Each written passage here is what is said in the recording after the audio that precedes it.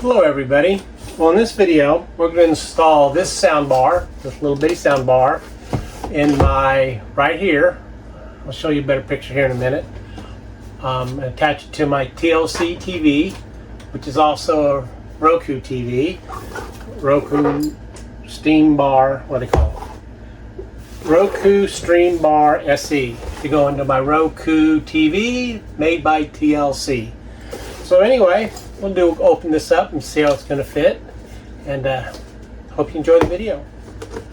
By the way, I'm Chuck with Lake to Lake, you know, I've made lots of mistakes in the RV world, and my goal is to give you just enough information that you don't do the same stupid things I've done, and don't cost you a bunch of money like it's done me in the past. All right, let's get this thing opened up.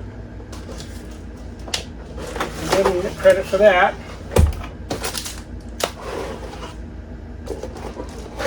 Number one.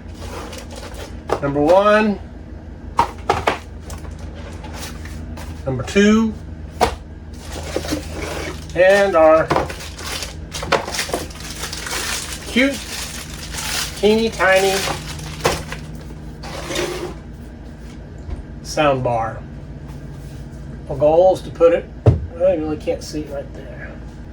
Okay, what do we got in here?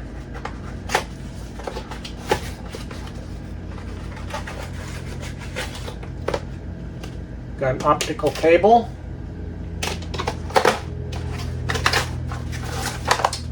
Got a remote, got lots of those. What do we got here? We got a HDMI cable. I think it's one of these like ARC. Batteries for the remote. Okay. The instructions.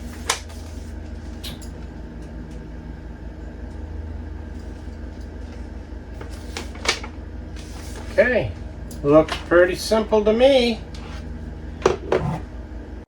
Well, I lost my audio when I was trying to record this. So anyway, we're going to put this on with command strips. And as everybody knows, with command strips, you need to wipe down everything with alcohol. So we're going to put on 3 command strips. I totally think this will work. I've had such good luck with these command strips in the past. And so we're going to pull off the stickers and hold them up there for a few seconds or a couple of minutes. And we'll see what happens. Okay, we got the sound bar hooked up right here. We got the power run out here, and we got the HDMI cable run. It's working. Now that we know it's working, that the TV and the sound bar are compatible, I think tomorrow, not tonight, but tomorrow, I'll go ahead and drill the holes. We'll hook it up permanently, and then we'll sit down and we talk about what we did. Hey, see you tomorrow for the final hookup. Alright, now what we need to do is need to drill a hole up in here so I can run the wires so they'll be hidden. In this case, I'm going to use a 3/4 inch drill bit, and I'm going to set my drill on impact, and we'll drill a hole up through here.